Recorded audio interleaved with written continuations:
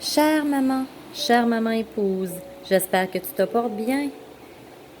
Tu te souviens, si tu as écouté ma vidéo précédente sur ma vie restaurée en Jésus-Christ par l'Esprit Saint, partie 1, aujourd'hui, je te donne la suite. C'est ma vie restaurée en Jésus-Christ par l'Esprit Saint, partie 2. Et cette fois-ci, c'est ma rencontre avec le Christ. J'aimerais te dire avant d'aller plus loin, n'oublie pas de mettre des commentaires ou un commentaire à la fin de la vidéo, d'aller mettre un pouce en l'air, ça va m'aider, et aussi de t'abonner si ce n'est pas déjà fait avec la petite cloche.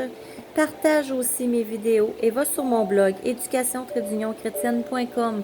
Tu trouveras plein de ressources, des outils pour t'aider sur l'éducation chrétienne de tes enfants. Va lire mon à propos, tu en apprendras plus aussi.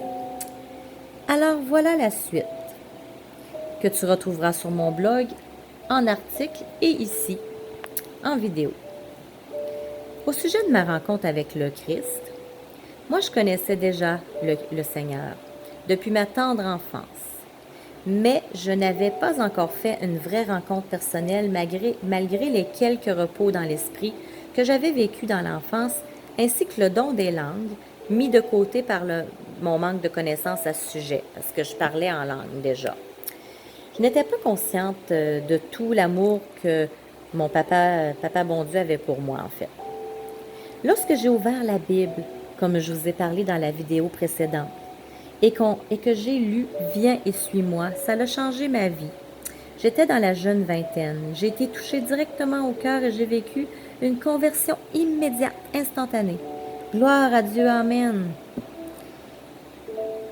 Dans Romains 8, verset 28, on dit « Toute chose concourt au bien de ceux qui aiment Dieu, de ceux qui sont appelés selon son dessein. » Et ça a été le cas pour moi. Je me suis remise à fréquenter l'église de ma paroisse, à lire la parole de Dieu et à suivre tous les commandements de Dieu. Ces 10 commandements, je les ai suivis à la lettre. J'étais très en Dieu, c'est comme si je flottais. J'ai même refait des études dans un autre domaine. J'ai ouvert une maison d'accueil pour les enfants ayant une limitation intellectuelle. Je gardais des enfants chez moi et ces enfants-là, je les avais à temps plein. J'ai même repris mes études en enseignement pour obtenir mon baccalauréat en éducation préscolaire et en enseignement primaire. Et j'ai fait mon bac moins de 4 ans plus tard. Je l'ai fait même en 3 ans et demi. Ma vie en a été totalement bouleversée. Je fréquentais aussi un groupe de jeunes adultes chrétiens. J'assistais à plein de soirées de prière, des louanges, des ministères de guérison. J'en ai eu des guérisons par ces ministères. D'ailleurs, je vais faire un live là-dessus à un certain moment donné pour que vous puissiez vivre ça vous aussi.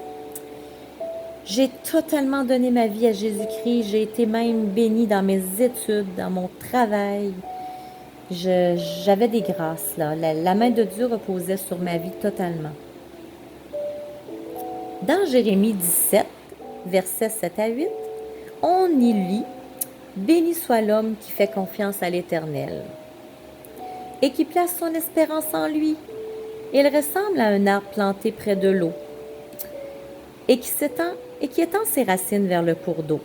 Et il ne s'aperçoit pas de la venue de la chaleur et son feuillage reste vert. Lors d'une année de sécheresse, il ne redoute rien et il ne cesse pas de porter du fruit. J'ai vécu d'innombrables lumières, j'ai eu plein de consolation dans mon âme. La douceur de notre Seigneur Jésus était en moi par des chaleurs au niveau de la poitrine. J'en ai encore d'ailleurs souvent, qui ont opéré de nombreuses guérisons en moi. Donc quand j'ai des guérisons, je vis ces chaleurs-là encore. Et plusieurs libérations physiques, spirituelles, psychologiques et affectives, j'en avais tellement besoin. Mon âme, bois au sang glorieux de Jésus-Christ, Fils de Dieu. C'est mon ami Pierre Lacroix qui a dit cette parole-là que je me répète à chaque matin. Tu peux aller d'ailleurs sur sa chaîne pierrelacroix.com et sur son blog. Il y a de très beaux enseignements. De plus, j'ai reçu des paroles de prophétie par des hommes de Dieu qui se sont presque tout accomplis. J'ai entendu aussi la voix de Dieu pour mon travail qui n'a jamais manqué dans ma vie. Dieu était vraiment avec moi partout et en tout.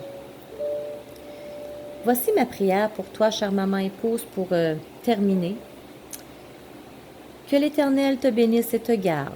Que l'Éternel fasse briller son visage sur toi et t'accorde sa grâce. Que l'Éternel se tourne vers toi et te donne la paix. C'est dans Nombre 6, versets 24 à 26. J'espère que tu as été bénie, chère maman épouse,